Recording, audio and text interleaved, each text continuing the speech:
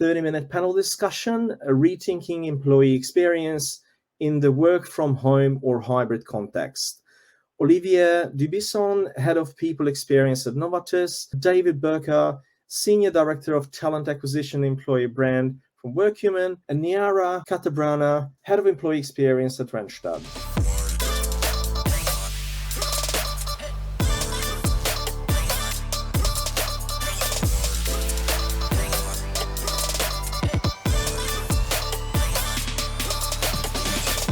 Welcome our panelists. We have Naiara. Naiara is the Head of Employee Experience at Randstad Spain.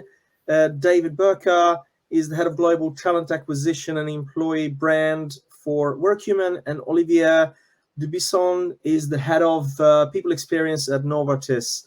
Hi, everyone. Good to have you on board. Hey, Thomas. Good to be here too. We have 30 minutes for this panel discussion, and we shall go through a number of different topics.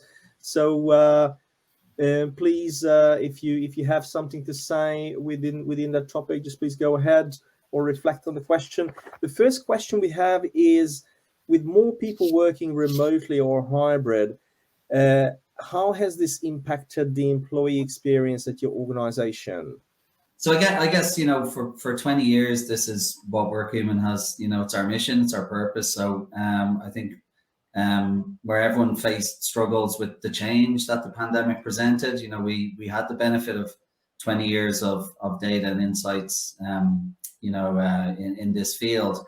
And I think fundamentally, the research that we've done tells us that people feel more connected to their colleagues than to culture, right? Which shouldn't be a surprise, because people are the living embodiment of, the culture that we have in place. So for us, the primary, objective should be, however people are working, whether that's fully remote, hybrid, fully on site, it's making sure that we are facilitating the opportunity for genuine human interactions and connections.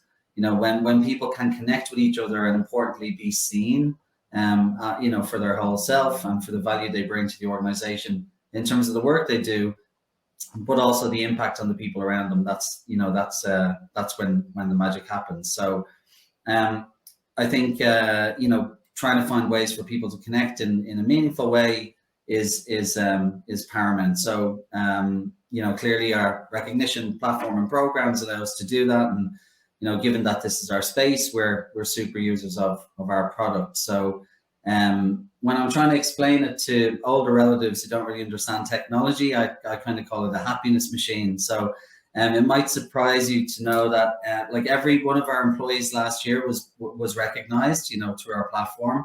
But we had a recognition moment every 2 seconds last year. So, there's that tells us a lot of things. Adoption, high adoption of these programs is really, really important. So if you can get a program that allows people to connect with each other, to communicate in a human way, as Niamh mentioned, seeing those life events as well as the work and service touch points.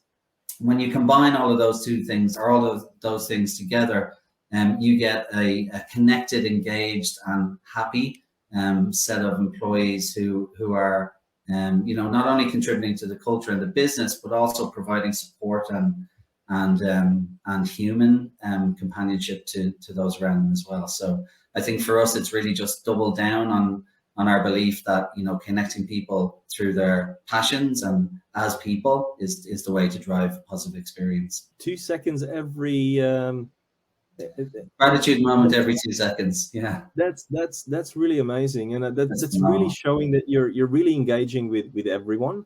Mm-hmm. That's great. Olivier, do you have anything to add from your side to this from Novartis? I think that for us, we of course have been looking at the impact overall to the company. I mean, we learned a lot during the COVID times. What has happened, I have to say, is that the moments that matter that Martin was sharing are fundamental and foundational to any approach about employee experience. What we are looking at is the moments that matter, that will really matter. And there is an evolution of this model now that we need to consider as companies. There is the moment of belonging. So how do I belong to the company? That's a moment that does not exist in the moments that matter frameworks, which we have been studying and developing, that I developed as well, many years ago. The moment of teaming, which is even more important because teams are spread around the world. And how do we create teaming in this new world of hybrid, remote, or fully on-site? Is different to the way that we used to do it. There are new codes to learn. There are new skills to learn. And then the moment of leadership. And the moment of leadership is not just for managers. It's a moment of leadership for everyone, because as much as managers need to be clear on expectations and set the expectations for their teams, but the associates, the employees, also have certain leadership roles to play. Like, how do I address it? How do I respectfully challenge? How do I respectfully bring the discussion to a new level? So these, for me, are the three moments that matter that we are going to see in organizations that needs to be developed further. Moments of belonging, moments of leadership, and moments of teaming. We are talking about connectedness. We are talking about trust. There is no better opportunity today. I think it's a unique opportunity through what happened during COVID, that we have accelerated a transformation that was already in progress. It's just happened that we have accelerated it massively because of what happened in the last 2 years. But employers have to adapt to it, and I believe that we have to move now in a new level of maturity from the employee experience perspective by focusing on these three moments that matter. But don't forget the fundamentals. They are there for a reason. You have to do the job well enough. But you have to start focusing on what then brings the differential of your company from an employee experience perspective. I like these pillars that you mentioned: belonging, leadership, and teaming. Naiara, do you have anything to add to this at all? I agree with my colleagues. I think, in fact, there is a challenge in how we work, how we create culture, and how we lead. Also, like my colleagues were saying, and yeah, of course, moments that matter change. It's not. I find that it's not only when we talk about hybrid, whether we go 2 to 3 days. That it's not the conversation here, but just in the points that they were pointing out, right? So that's where everything happens, and it's much deeper than a policy, and it really requires redesigning work. And it's not only about the moments that matter, but also about how we work as a company and how we are productive as a company. So are both pillars that you need to align. So the experience for people and how the company operates in a new way in this new context. Indeed. Let's jump to the next question. I'm just conscious of time. How can HR executives identify and support the well-being of their vulnerable or disengaged home-based employees? So I think when it comes to supporting people, whether they are working from home or not, it's very important to have a culture or to create an environment where they can really work and do their best. And for that, you need like things that we already said, like belonging, you need like team purpose, and you need psychological safety. Also, like Naiara said in her presentation, you also need recognition and things like that. At the end, we are talking about human needs, right? So belonging doesn't require all this physical proximity. Of course, it helps, but it requires like a different mindset, and it requires mastering some human skills also as leaders and as managers, like empathy and like context sensing and collaboration and things like that. So as an HR executive, I think we can help employee experience by supporting our managers, because they play a pivotal role in employee experience. And when you support them and then also in those human skills, this could be like a start, like to create this type of well-being around psychological safety, well-being, purpose, belonging that we were already commenting. David, do you have anything to add to that? Yeah, I think, just to add to that, I think, not to be, it's not just semantics, but in the question, the best way to support disengaged people is not to find a mechanism to address the disengagement, it's to re-engage, and fundamentally people, particularly home-based workers, they just want to feel like their employer cares about them. They want to be seen. And I think it's that separation, that physical separation is increases that feeling that I'm not seen. So, again, programs of recognition or gratitude, or just finding ways to connect people through those moments that matter, again, which is a recurring theme. just allow people to be seen. So I know Niamh touched on some of the data earlier on, but where there's a peer-to-peer element for that gratitude and recognition in place, people are twice as likely to feel like they're seen, like they're appreciated. And when it comes from a manager in the same period, it's 3 times as likely. So if I feel like I'm seen, if I feel like I'm valued, if I feel like I'm present, even though I'm separated physically, that helps me feel like I belong, which helps me feel appreciated and fosters my well-being. So I think it's being really intentional and purposeful about how we allow people to be seen when they're not in the room. Yeah, it's so important in this hybrid world. It's so important. Do I matter? That's the key question when you're looking at. Sorry, Thomas, in line with what David was commenting, we also see in research that networks have shrunk. So all the things that David is commenting is very, very important, because you need to be seen, and that happens within a smaller group of people nowadays, and with your direct manager and with your immediate team. So that's why all those practices are more important than ever when you are in an hybrid or remote meeting. That's really interesting, because I think if you have a mechanism for these programs to be digital and therefore accessible by everyone, some really interesting research, the relationship between gratitude and dopamine, but one of the high bounce factors for that is observing gratitude. So you're not even in the giving or receiving, you're just observing, and just by association, it boosts your engagement, your happiness. So I think finding a way to connect people, but and build out those personal networks that are shrinking, as you said, Naiara. But if that can be part of a wider societal initiative in the organization, you're going to get exponential benefits as well. There's something here that I hope the audio is better. So let me know in the chat if you hear me better. It is better.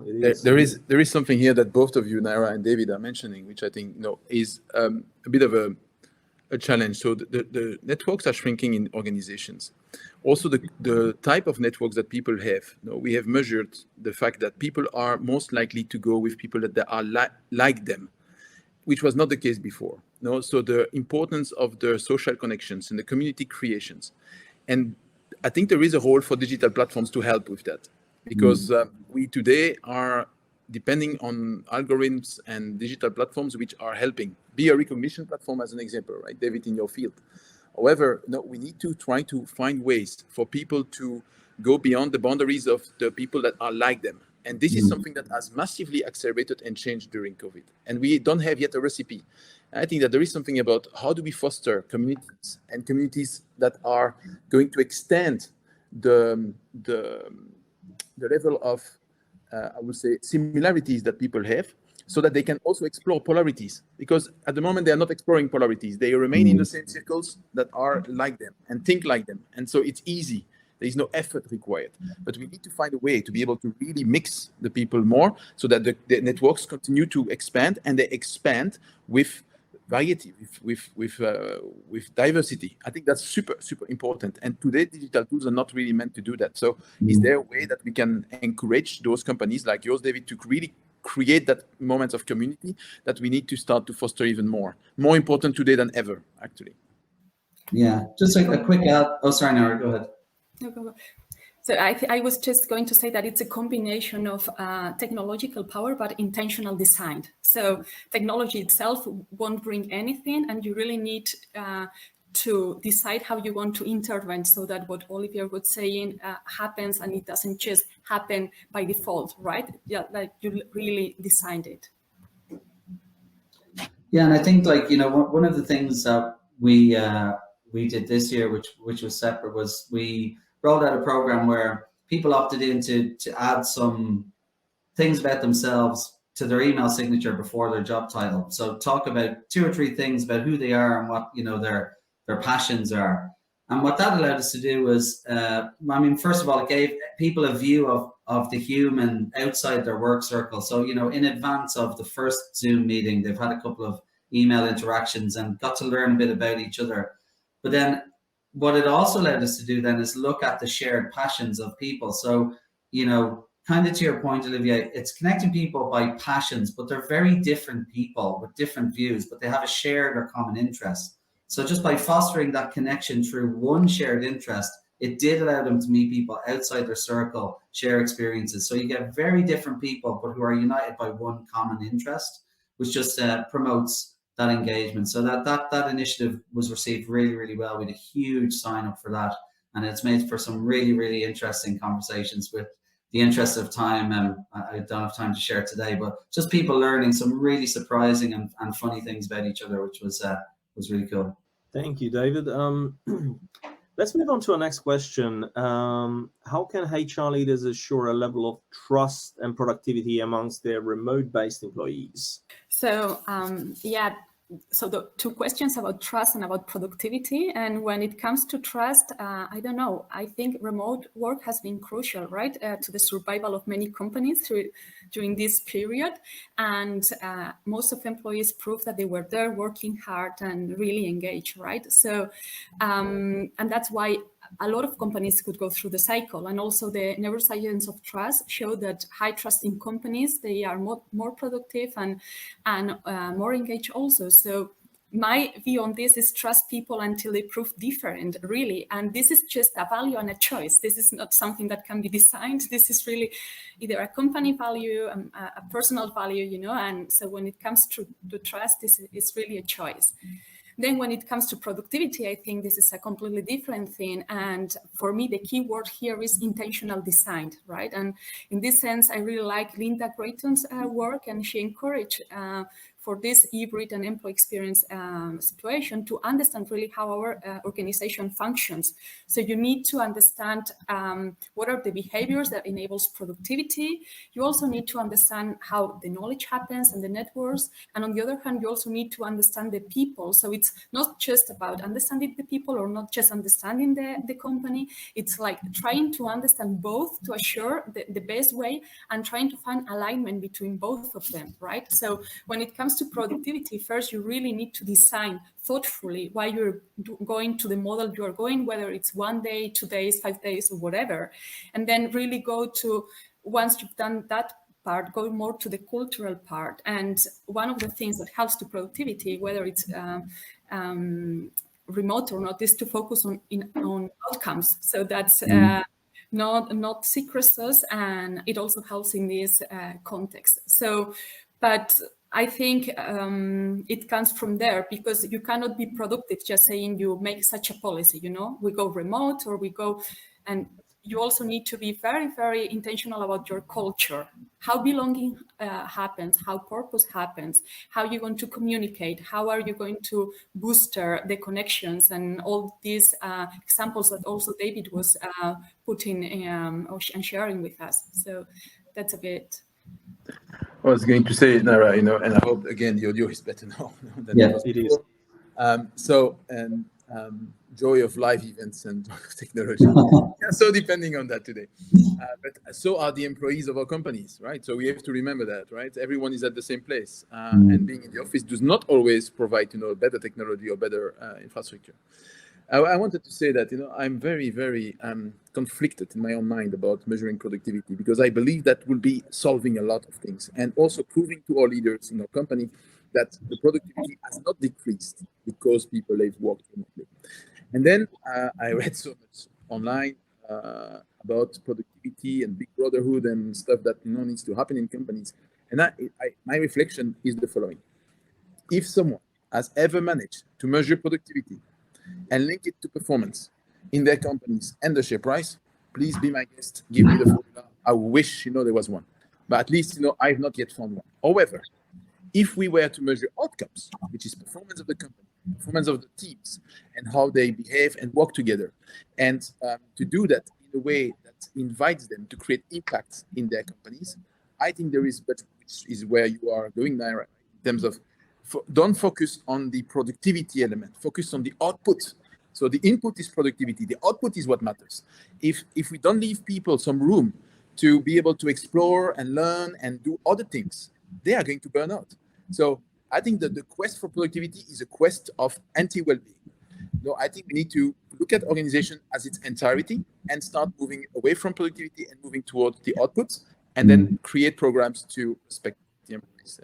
Yeah, I think just to add to that, for many years we've been pioneering that human workplace, and one of the products in the Workhuman Cloud is our conversations product, which is really pushing away from those reflective yearly performance processes and having performance conversations in real time, weekly or bi-weekly. That really came into its own when COVID hit and there was distributed and blended workforces, because two reasons, right? It allowed us to ensure that we are talking about work and deliverables and output in an agile way. So priorities change, things change, and if you're working from home and you're not around people and you're not getting that latest bit of information in terms of where the work needs to be tweaked, having those really frequent check-ins allows you to just keep on top of what's the priority right now. It lets me feel that the work I'm doing is exactly what I should be doing. But importantly, going back to that human connection, it's also a really high frequency of touch points with your leadership or your colleagues, where you have the opportunity to talk about the work, but I may spot something. I might say, I seem a bit down today, or you seem a bit happy. Tell me what it is, but whatever it is, it's just much more frequent opportunities to keep the work on track, keep that real-time feedback, but also more and more human touch points. So I think that type of model and that type of frequency, just with the distributed workforce and really changing priorities in agile workplaces, I think that for us has, when you talk about a direct link to productivity, our data shows that really clearly. Thank you. So I'll send you the recipe, Olivier. We have it cracked, we think. And I think it links into our next question: is what new methods should we be using to measure the quality of remote and hybrid employee experience? Would you like to start on that, Olivier? Thomas, we have a big echo, from me, so you might need to repeat that question, and we all go on mute, so that we hear you well. What new methods should we be using to measure the quality of remote and hybrid employee experience? It's I think there is a lot of new methods, but do we need new methods? That's always my first question. What's the problem we try to solve? And we try to measure something. Everyone in the past, every organization always had some workers that were remote or some workers that were working hybrid in the definition that many organizations have. So what is the problem we try to solve? And I think that if we are identifying the problem we try to solve, which is engagement, belonging, the purpose of the company, culture, then do we need new methods, or organizations already have methods that help them to appreciate, because you can't measure it, you can appreciate a measurement of what that looks like. And I believe that each organization has to look into the mirror, into what's important to them. Is it belonging? Is it engagement? Is it culture? And others that translate into their perspective. But I don't see that we need forcibly a new method to measure something which has existed before, which has just been amplified. If it was brand new, completely brand new, okay. But I think in this case, I cannot say that what we are experiencing is totally brand new. It's different and accelerated and the unique moment in time. But what we already have in place, at least at Novartis, I believe helps us already to measure and capture enough information to help us make decisions about our employees in the future and the employee experience. Naiara, do you have anything to add to that? Yeah, I agree with Olivier about when it comes to measure itself. I think the metrics could be valid. So engagement metrics, because at the end, engagement is the output of the experience. What I think we need to work differently, and not only because of the hybrid work, but because of the evolution, is what also Martin was saying, is how we develop the experience of our employees, how we collect data, not only engagement data, but experience data, and also how we design the experience. And there comes co-creation, testing, learning, also being okay with not knowing, and also experimenting a little bit. So not doing really big things for a whole company, but listening and then also making a small experiments, and when they work out, so there you can really work the experience differently. So collect experience data, play around it, to say it somehow, and then deliver differently with co-creation, which is basic, I think, not so much top down like in the past in HR, but a lot bottom up initiatives in the design. And the measure at the end, it could be the same, because engagement is the result of your experience, right, of your satisfaction with the interactions you have. So that would be my point. Yeah, I think there's nothing more really to be said there. I think to Olivier's point, we're not measuring different things, but what we are doing is trying new initiatives, trying new ways to see, can we engage people in different ways. So I think the things that we would look at, that we look at closely are adoption, firstly. Like, so what are we trying to do? Are people engaging with it? If not, why? Let's figure that out. There's no point rolling out these big initiatives that we think are brilliant that people just don't engage with. And then as part of that, is it equitable? Like, we've some Gallup research that we show that, people's experience in recognition or other programs, depending on where they are on demographics or marginalized communities, their view of how equitable the program is can be markedly different from, how we see it. And then I think the ultimate metric really for all of this stuff really is in our retention data, so are people staying with our business longer as a result of the things that we are trying to do to address their experience changes, to kind of address the work changes and that disconnection, which we know, some people find problematic. So yeah, like Olivier said, not really reinventing the wheel, but just making sure that we're being really diligent about the measurements we're making and the insights we're taking from that data as we try new things. So I think we all have a lot to learn still. Thank you, David. I think it is time. This is all we had time for. It's been wonderful to have you all. Naiara, David, Olivier, thank you so much for your time and for your valuable insights. And I trust that everyone can get in touch with you on LinkedIn and get in touch with David and the Workhuman team if they have any questions regarding the session. Now I would like to thank everyone for their time with us. Thank you, everyone, and thank you for the Workhuman team for supporting this event, and see you next time.